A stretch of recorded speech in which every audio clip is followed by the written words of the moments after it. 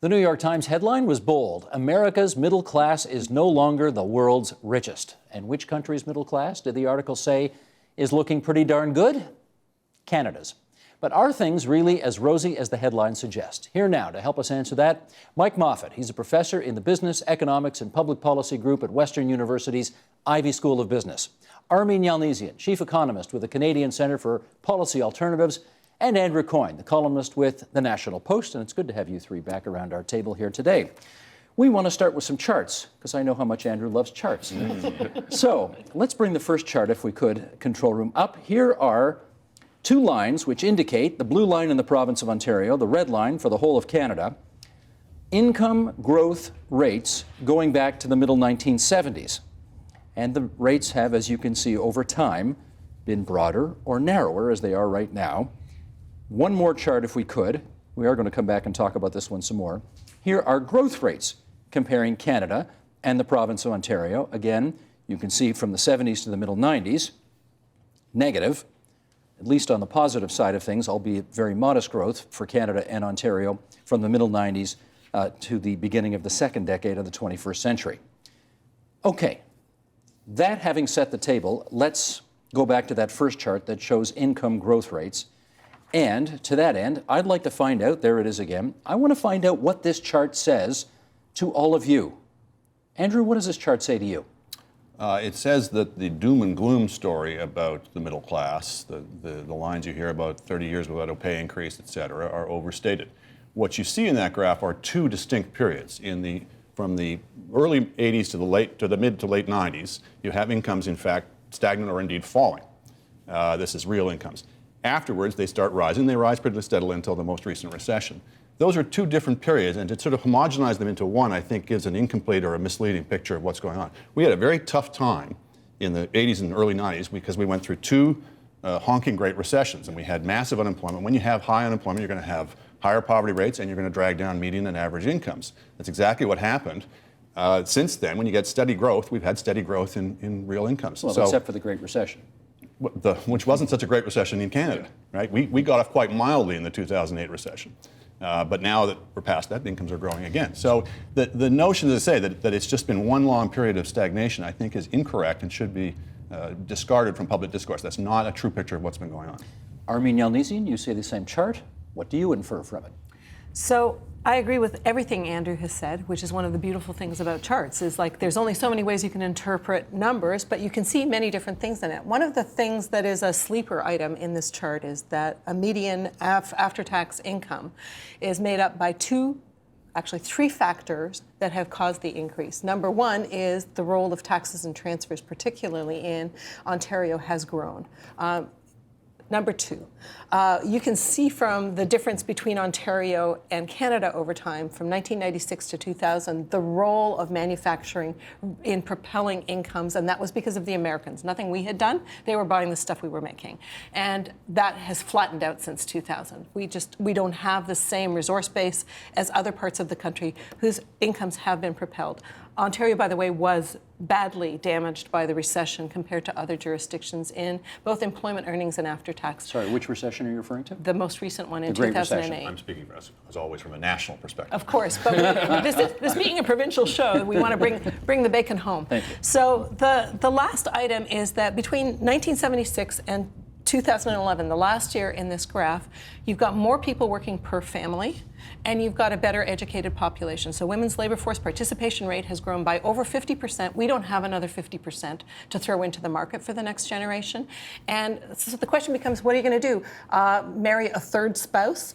Everybody gets a degree in engineering to be able to see whatever gains have occurred here. So this is a real concern going forward. Mike Moffatt, you look at the same chart. What do you see?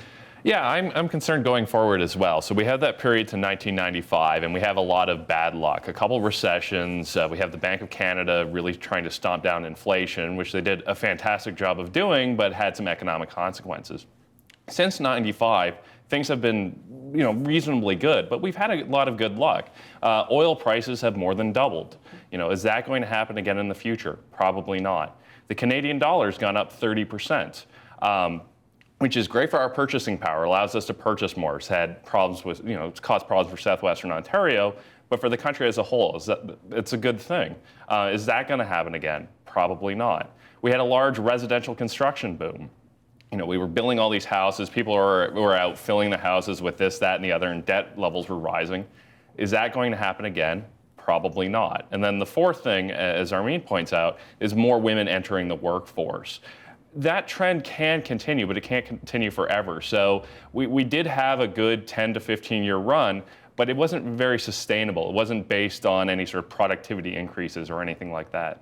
But Andrew's point that he says it's fiction, that wages haven't gone up in 50 years, which is what you often hear, or 40 years, which is what you often hear.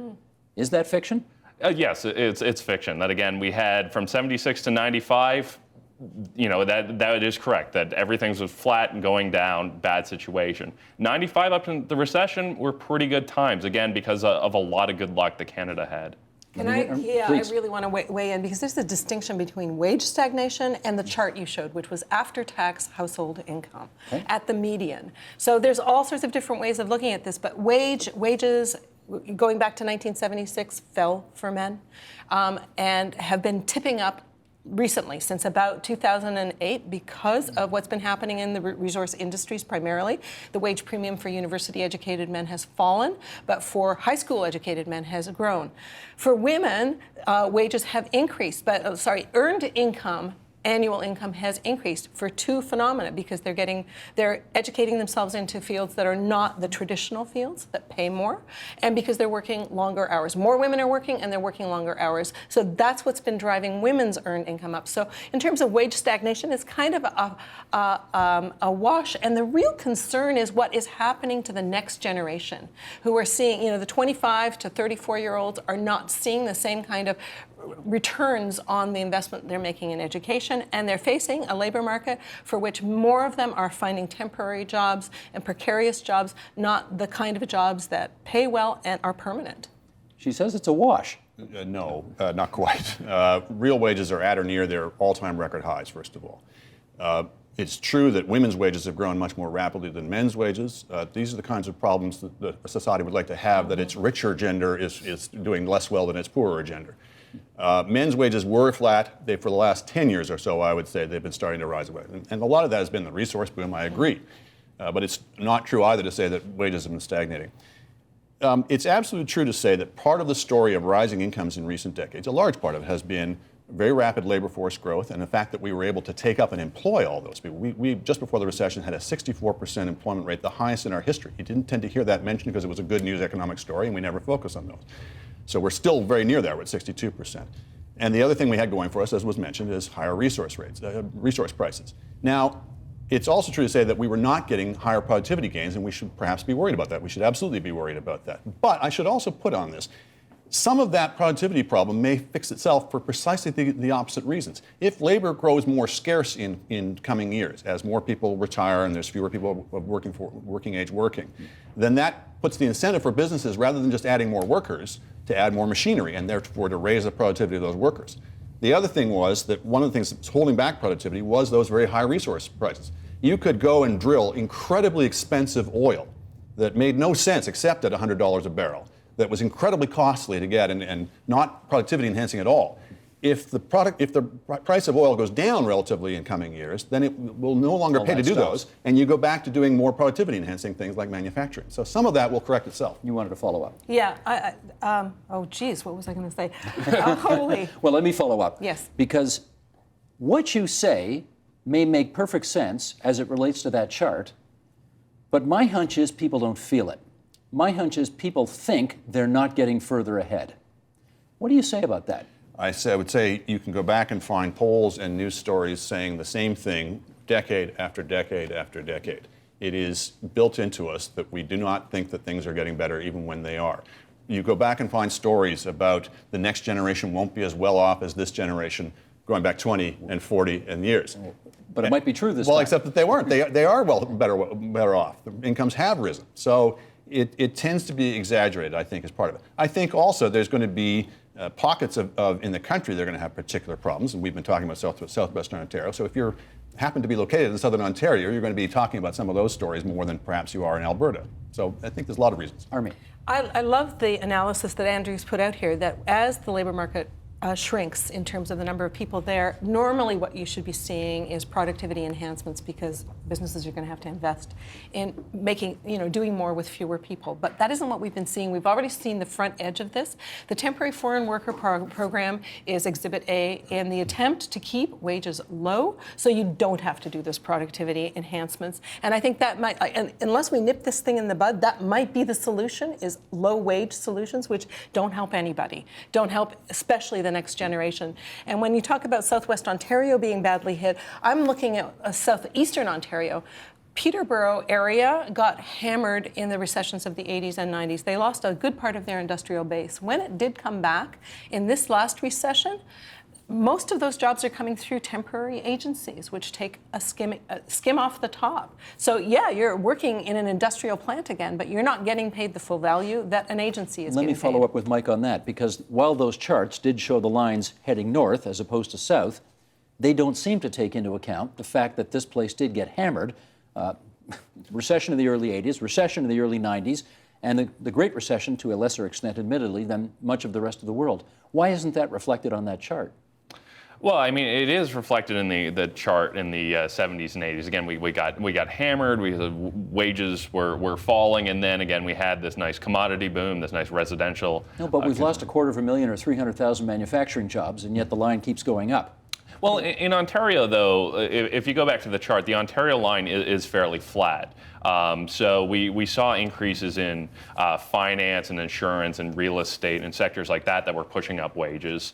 Public sector wages were going up during this time as well. That helped. So you might have a family where one person's a teacher and one person's a manufacturing worker. One's going up, one's going down, and it's kind of netting out all the same. But again, with a lot of those jobs were lost, starting with the recession and going forward. So they don't totally show up in these figures yet. And even manufacturing, in Ontario, is a small proportion of total employment. It's what, 10, 15% of employment. 10. It's falling around the world. It's not just in Ontario. It's manufacturing as a share of employment and output is falling all around the world.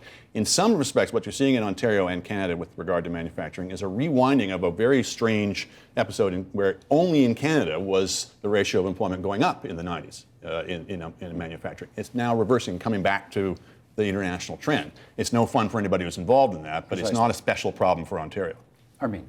Yeah, one of the most striking things is taking a look at how much real estate, finance, insurance, all those sectors that Mike was just pointing to has driven employment growth. And that's very polarized, that sector. In fact, I don't know if you know this, real estate is now a bigger sector in the Ontario economy, accounting for more jobs and more GDP than manufacturing. That blew me away when I saw that.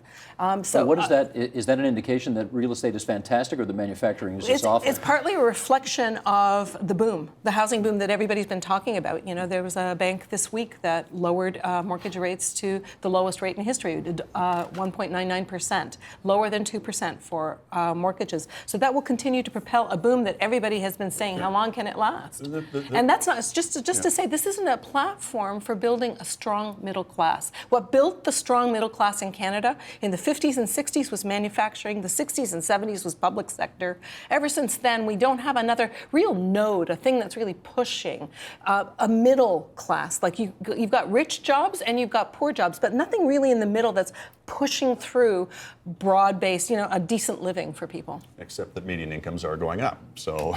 But there's fewer people in the, but there's no special magic to manufacturing, and I know Armine's not saying that, but I think there's a tendency for people to say only manufacturing creates value, only manufacturing, because manufacturing involves making things. It's what we've done for 150 years It's one thing that we've done. We've also pulled oil out of the ground, and we've also provided financial services, et cetera. There's a lot of different ways of adding value and creating wealth. The tendency, as I say, to fixate on manufacturing, you see in things like, for example, the Dutch disease debate. With Tom Mulcair saying, well, because oil prices are up in Alberta, that's bad for Ontario manufacturing. That was overstated to begin with. There are many ways in which Ontario manufacturing benefits from the oil wealth in Alberta. But the most important point is it's not a disease. That's the economy. Some things go up, some things go down. There's no necessity of saying it's a terrible thing that the oil provinces are doing well because that's bad for manufacturing. It's just that's the way the economy works. Some things work and some things don't. Let's put our provincial hat on for a second, though. If the manufacturing heartland of the country has been the province of Ontario for 150 years and manufacturing goes south, you'll acknowledge it's a bigger story here than it is. Especially if you 100%. don't have resources to make up the difference. And if you're Tom Mulcair trying to win votes in Ontario. I hear you. Okay, let's read this. This is out of the New York Times from, where is this? Last month. Control room, if you would. The American middle class, long the most affluent in the world, has lost that distinction. While the wealthiest Americans are outpacing many of their global peers, a New York Times analysis shows that across the lower and middle income tiers, citizens of other advanced countries have received considerably larger raises over the last 3 decades. After-tax middle-class incomes in Canada, substantially behind in 2000, now appear to be higher than in the United States. Can we all agree, at the very least, Michael, U.S. isn't what it was, right? Yeah, well, I think that's fair for a lot of reasons that have already been discussed. We've got these big, overwhelming changes going on. So the one is reorganization of supply chains, that as we have globalization, it's easier now to produce things in lower wage countries, which is a fine thing overall economically, but there are losers to that. And the second thing is technology. That I recently visited an aerosol filling facility. It was just massive. It was like 4 football fields. Where? In Kennesaw, Georgia. Okay. I think I only saw 5 people on the shop floor. That you could have shot a cannon through there. It was just robots doing everything. So this coupling of low wage, low skills jobs going overseas, plus robots and technology and that sort of thing, has really made it difficult for lower and middle skill labor. And that is the United States has been the front line of that. This is where it's happening first, but that trend is going to spread all over the globe. But I want to follow up, Armine, with this Canada-U.S. thing, because when we're better than the Americans at something, Yeah. whether it's hockey or whatever, we tend to want to, thump our chests and tell the whole world about it. Should we feel pretty good about the fact that our middle class is doing better than theirs? Well, yes and no. So the fact that the U.S. has lost ground in many of these areas is a cause for concern, and it just shows you how profound that recession was, and they hadn't recovered by the time we're looking at these numbers. And don't forget, they're still number 1 when it comes to top half of the distribution. We're tied at the median. It's not like we're ahead of them at the median. We're tied exactly where the U.S. is at the median. Where we beat them is at the 30th and 40th percentile. And I'll tell you 2 of the reasons for that is because we've got more women working than in the United States, doing jobs that are not like highly paid, but they're working. So we've got a higher labor force participation rate than in the United States, which is brand new. This has only happened since like the late 1990s that this has occurred. And we have more child care that lets them work, more affordable university education that lets them get educated so they can have a job. So this cluster of things that we do that let the average person get into the game and maximize their potential and work is better than in the U.S. So is that a celebration? Of sorts, yes, but it just shows you how the American dream is, the old joke is if you want the American dream, move to Denmark. What's your thought on I that? thought the story was a little overstated. I mean, for some reason, they left out some countries from the numbers, not just in the most recent numbers, but going back. Switzerland was ahead of the United States in the 80s. Luxembourg has been ahead of them ever since. And if you extrapolate from recent data, Switzerland, Luxembourg, and Norway are all ahead of both Canada and the United States. So none of us are at the top. Neither Canada or the States are in the top. I think the story with Canada is not just that we've caught the United States, which we've been talking about. I think the United States is mostly a short-term thing. I think they've got lots of reason to believe they'll rebound. But we've caught also Germany in the last decade. We had the fastest growth, or amongst the fastest growth of any of these countries, growth rate in middle-class incomes over the last decade. So it's not just a story of American decline, though the New York Times is going to phrase it that way. It's a story of decent Canadian progress. It's not just that we've caught the United States, we're ahead of virtually every other country on earth, except those 3 I mentioned. Can you make a bit of a checklist and tell us who gets credit for that? For middle-class income growths in Canada? Yeah. I mean, it's partly because we haven't gone through a recession in the last 10 or 20 years. Who gets credit for that? I think mostly the Bank of Canada. Didn't you get the memo about 2008? We didn't go through the same kind of recession anybody else did. We had a much milder one, partly because we had a better system of national financial regulation than the States did. We never got into the same kind of housing problems that they did. A lot of reasons why we didn't have that bad a crisis in the late 2000s. We basically got sideswiped by their problems. But going back, the biggest accomplishment we've made as a country is getting inflation down low so we don't have to go through terrible recessions to wring it out. And secondly, allowing flexible exchange rates, which is a major policy achievement. The fact that we've got a pretty broad policy consensus among all the parties that we're not going to mess with exchange rates is a big source of strength for the country. Armine. Okay, so that chart that you saw and the one that compares growth rates and median incomes is about growth rates, not in about actual dollar values. And when you look at where the growth has happened, it has happened in the resource-driven provinces. Newfoundland and Labrador has seen the fastest increase in their incomes. Saskatchewan is next, Alberta is next. In terms of growth rates, these are the provinces that are pushing up our extraordinary growth rate nationally. Ontario is the slowest of all the jurisdictions. This is not a joke what's happening to Ontario because almost 40%, almost 4 in 10 of Canadians live here. Actually, and things are getting harder here. The worst record over the last 20, 30 years has been Quebec, actually. Quebec used to be up near the top of the provincial median income scales. It's now at the bottom. Mike, you wanted to add? Yeah, so I think two parties deserve credit. So first, I'd say the Bank of Canada, and specifically John Crow. But really, at the end of the day, I'd say the Chinese Communist Party. Well, that's an answer I didn't see coming. Yeah, and that's, I think, the first time those two have ever been mentioned in the same sentence. Because basically they want our stuff. Yeah, well, exactly. I mean, they were a number of reforms in China is responsible for this resource boom and those prices. And I don't think we are where we are today if oil prices are at $30 a barrel. Okay, correct. let's get the follow-up here. Would you say the Chinese Communist Party is responsible as well? Well, China, yeah. I mean, the fact that they have 1 billion plus people is not necessarily to China, to the Communist Party's credit. But last minute and change here. Armine, to you on this one. Does this conversation reflect the fact that different people, honorable people, can look at the same numbers and come to very different interpretations of what they actually mean? Yes, and not only that, because it depends on what years you look at. Sure. And it depends on what valence you put into after-tax household income versus wages, for example. So you can parse a story many different ways, but what we have failed to do is talk about how the middle is situated in a bigger story, which is about all of us, the poor, the middle, and the rich. Mike, can I get you on that too? Yeah, I think a lot of people with the data set see what they want to see. So there's so many ways you can look at this. And if you want to tell a story that things are all bad, you can pick the data set that you want to tell that story. If you want to say that everything's great, you start everything at 1995. You look at Canada as a whole and not say Southwestern Ontario. So you can define these things to give the narrative that you'd like. Andrew, last 30 to you. We should always make room for the idea that reasonable people will disagree. And I should say, in the early parts of this debate, when I was starting to point out some of this data, I was accused by Miles Korak, for example, of obstructing the debate, which is a very serious charge.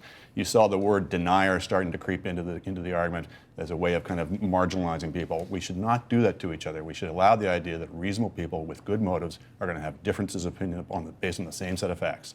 Which is why you retweeted my tweet the other day saying, can we have an adult conversation about privatizing the TTC? And you said, yes. Make room for Steve Paikin on this debate. Wasn't my idea. I'm just putting it out there for discussion. Anyway, good of all of you to come in tonight and help us out with this. Armine Yalnizyan from the Canadian Centre for Policy Alternatives, Andrew Coyne, the columnist in the National Post, and all over the Twitterverse as well, and Mike Moffatt from the Ivey School of Business at Western University. Thanks so much, everybody.